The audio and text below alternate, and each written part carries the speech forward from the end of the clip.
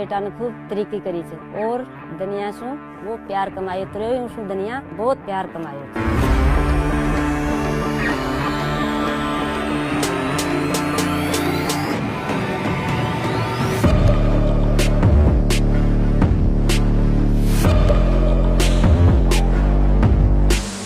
खिरणी को सीताराम बिन गो मातो फिर मैं भामा सा खिरणी को सीताराम बिन गो मातो फिर मैं भामा सा खिरणी को सीता। ये सब मेरे परिवार है, सब माताएं मेरी माताएं हैं, सब बच्चे मेरे बच्चे हैं, सब भाई मेरे भाई हैं और ये पूरा गांव एक मेरा परिवार है।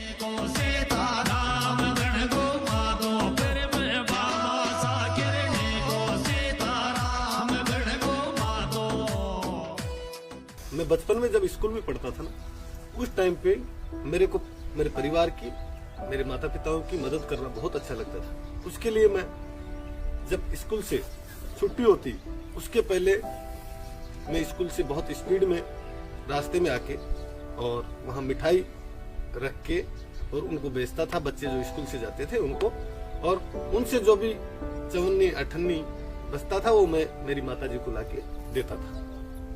बचपन में था तब मैंने इनकी बहुत सारी तकलीफें देखी है, मैंने खुद ने भी तकलीफें देखी है, तो मैं चाहता हूँ कि भाई इनकी तकलीफ मैं कैसे करके दूर करूँ, और इन दूरी करने के लिए मैंने बचपन में ही ठान लिया कि इनकी दुख, इनकी परेशानी दूर करने के लिए मुझे मेरे पैरों पे खड़ा रहना होगा और मुझे इन सब के लिए पैसे कमाने पड़ेंगे। मेरा नाम रतनलाल है।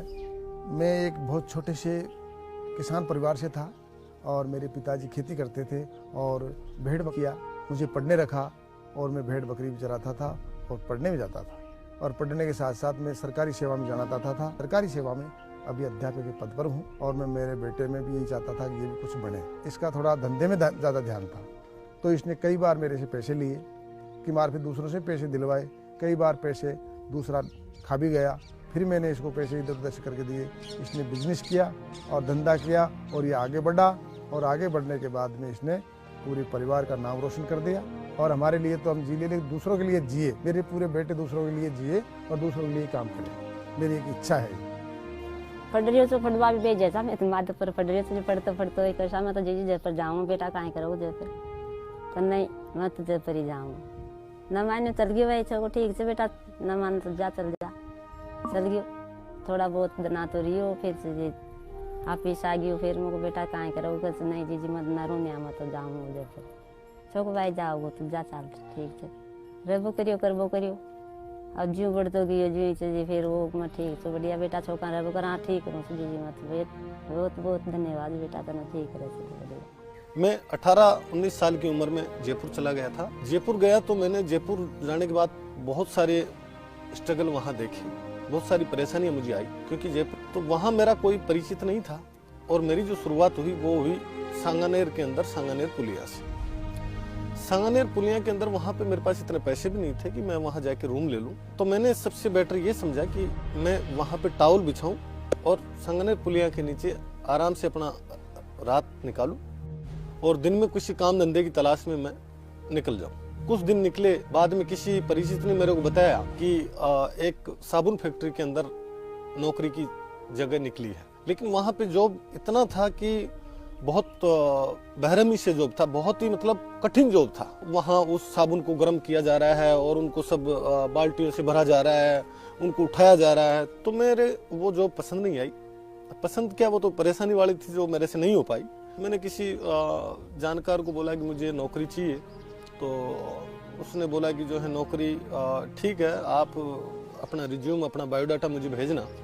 तो 12th के बाद में बायोडाटा, रिज्यूम वगैरह इन सब का आइडिया नहीं था, गांव से पढ़ा हुआ था। तो मैंने किसी से पूछ के कि भाई बायोडाटा क्या होता है, कैसे करके ये सब बनवा के उनको भेजा। जयपुर के अंदर अहिंसा सर्किल पे बजाज अलायंस करके एक इंश्योरेंस कंपनी हुआ करती थी। उस कंपनी के अंदर मैं जनरल इंश्योरेंस, जो बाइक्स वगैरह जो है इनकी जो इंश्योरेंस करती है, उस कंपनी के अंदर मेरे को जॉब लगा। वहाँ जो भी काम करते हैं मार्केटिंग वाले, मैंने उनके हिसाब से काम नहीं किया, मैंने मेरे हिसाब से काम किया कि अपन को काम करना है और काम के ही पैसे लेने हैं। जॉब मेरी पूर्ण ईमानदारी के साथ किया। करीबन 20-25 दिन मैंने काम किया अब उस कंपनी के अंदर क्या होता था कि उस कंपनी के अंदर ऑन रोल के लिए आगे पुणे से इंटरव्यू होता था। इंटरव्यू के अंदर वही सब हिंदी लैंग्वेज, इंग्लिश, ये सब बॉडी लैंग्वेज, ये सब चीज़ें पूछी जाती थी। तो हम उन चीज़ों में नहीं थे। उन चीज़ों से बहुत महसूस हुआ हमें हमारी लैंग्वेज से, हमारे इंटरव्यू से, हमारी बोलचाल से, और हमें नौकरी से निकाल दिया। शाम को मैं जब कंपनी आया तो मेरे को बोला गया कि आपको नौकरी से निकाल दिया है। मैंने मेरे बॉस को, टीम लीडर को मैंने बोला, मेरा बॉस ठीक है चलो कोई बात नहीं, निकाल दिया तो, लेकिन मेरे को जाना तो नहीं है, क्योंकि मैं एक प्रण लेके आया था, एक लक्ष्य लेके आया था कि मुझे अगर मैं वापस गाँव जाऊँगा तो मुझे कुछ बन के ही जाना है, चाहे कुछ भी हो, चाहे कितनी भी मेरे ऊपर विपदाएं आए, कितनी भी समस्याएं आए, लेकिन मुझे अगर जाना है वापस तो मैं इस उससे नहीं जाऊं कि गया था कमाने और आ गया वापस।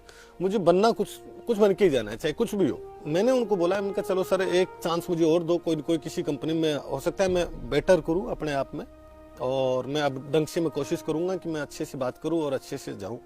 उन्होंने उनके कोई परिचित के पास में, जो कि खासाकोटी सर्किल पे जो ICICI लोम्बार्ड करके वही सेम कंपनी थी जो बजाज एलायंस थी, वहाँ की टीम लीडर से मैं मिला। तो वहाँ के टीम लीडर मेरे को एज थोड़ा फ्रेंकली लगे। तो मैं उनसे डर रहा था कि मैं कोशिश कर रहा था कि मैं बहुत अच्छे से बात बताऊं इनको, बहुत अच्छे से इनको मेरी काम की वो बताऊं। तो मैंने उनसे बात किया। उन्होंने बोला बेटा यहाँ पे कोई ऐसा बहुत ज़्यादा वो नहीं है, और आप बस काम करना है, आपको मतलब काम में लापरवाही नहीं करनी है। हम डेली वहाँ नौकरी जाते और शाम को सांगनेर पुलिया के नीचे आते, एक ही टाइम खाना खाते, शाम के टाइम सुबह उठ के वहाँ कॉम्प्लेक्स में नहा धो के और चला जाता। मैंने इतना वहाँ काम किया कि मैं पागलपंथी की तरह काम करता था। ICICI लोम्बार्ड का भी एक पहला था कि मैं फर्स्ट फ्रेशर आदमी उस कंपनी के अंदर गया, और पहले महीने में 1,45,000 रुपये तो मेरा ओनली इंसेंटिव बना, और उसके अलावा 5500 रुपये के पास सैलरी, मतलब 1.5 लाख रुपए के आसपास मुझे फर्स्ट महीने में मिला। तो मैं मतलब बहुत अपने आप में वो ऐसे हो गया कि मैं तो अब बहुत बड़ा हूँ, ठीक है। मुझे 1.5 लाख तो बहुत दूर थी, मतलब 10,000 ही नहीं थे। और वो होने के बाद मैंने सोचा कि अब ये यहाँ अपन को नहीं रुकना है, अपन को बहुत आगे जाना है, क्योंकि हमारी सोच मैंने फिक्स, क्योंकि शुरुआत बचपन में ही मेरा तो सोच ये था कि मुझे तो बहुत बड़ा बनना है, और बहुत बड़ा बन के और बस परिवार की, गांव की, गरीबों की, बच्चों की, इनकी सबकी मदद करनी है, चैरिटी करना है। ये मेरा शुरू से ही उद्देश्य था।